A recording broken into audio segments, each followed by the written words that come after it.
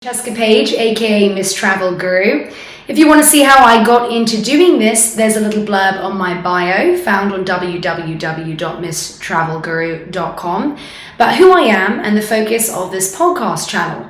But essentially, I hope to make this a fab outlet for women's travel advice. The focus of this first podcast is giving you ladies some assistance when it comes to dealing with budget airlines. I know we all say we aren't going to do it, but in the end, we often fall for the cheap airline catch. Here's the deal. If you are going to do it, ladies, be smart. Last week, I took a flight back from New York City, booked on, for the sake of legality, let's call them spooky airlines.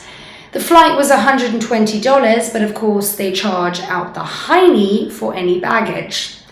So after I'd crammed my laptop and 2 coats under my arm with a carry-on about to explode and put on every piece of clothing I could to limit my luggage, my flight was delayed 3 times.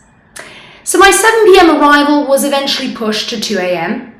Thus, cutting corners to go cheap had led to a $100 sitting in the airport drinking eating cost, plus a $100 cab ride to the other end, as no one would pick me up at 2 a.m. This, I know, is a story not unique to myself, ladies. So my ranting and raving to the staff that at the very least they could supply a drink ticket or food vouchers went on deaf ears, and eventually hiding my excess luggage was all in vain. My $120 trip quickly turned into a $370 trip. I could have probably flown Delta first class and been home in bed by 10 p.m. Cozy, happy, and without a hangover.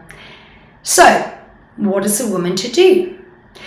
My advice, ladies, is if you are going to go on airlines like Spooky, here are some tips. Number 1, keep in mind that unless you are flying to your destination and back in the same day, you will need to pay for a bag. Weigh up if in the end you're really saving any money. Number 2, yes, sometimes you can convince the airline to rebook you the next day, but if they're delayed today, there's really no guarantee they won't be tomorrow.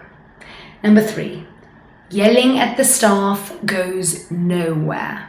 These airlines have ridiculous policies and their staff have no say in the matter. Be nice, and you might even get a preferred aisle seating seat so you can stretch out when you finally do board. Number 4, if you have to wait, there's no point sitting around being pissed off. Go to the nearest bar and get yourself a large glass of wine. You save money on the flight, so there's the compensation. Make the best of things, and you might even meet your future mister at the bar. Number 5, book an Uber. It's cheap and fast. Jerking people around the other end to pick you up will only stress you out more. Give yourself the flexibility of arrival time. And finally, number 6, although not always possible, try and take the next day off.